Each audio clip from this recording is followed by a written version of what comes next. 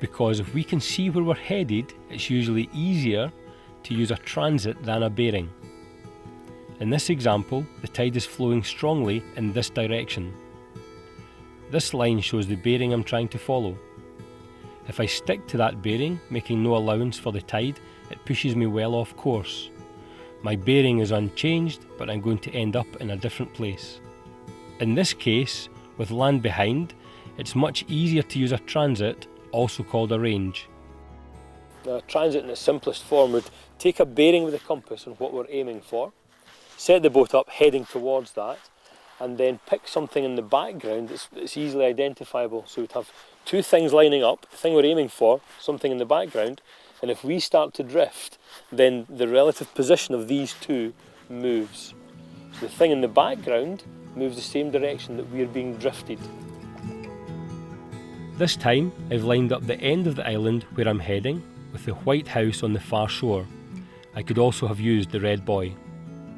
These 2 points are a visual reference of my bearing, shown by the blue line. I'm trying to keep the 2 points lined up while I kayak across a now more powerful tidal stream.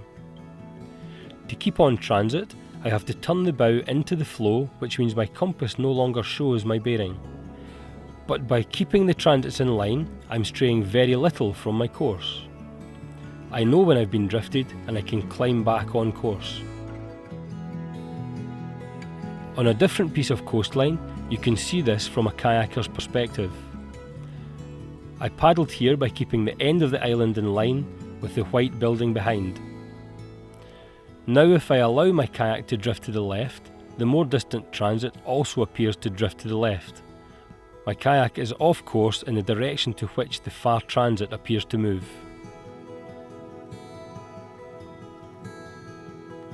Transits are very useful for coastal sea kayaking and can be applied in all sorts of ways without a compass. For example, knowing when you're in a shipping channel. So one way of telling whether we're in the shipping channel or not, because there's no lines drawn on the water, is if we look at the red buoy down here, and then on the bridge there's the red mark on the bridge there at the left hand side. If we hold our paddle up in front of us and line up one end with the buoy and then the other end with the mark on the bridge, if the paddle's in front of us, then we're not in the channel yet. So if we've lined up those marks, the red buoy, the mark on the bridge, if the paddle's in front of us, we're out of the channel. As soon as it gets really close, then we're getting close to it. But as soon as we can't actually line the two up in front of us, we're definitely in the channel.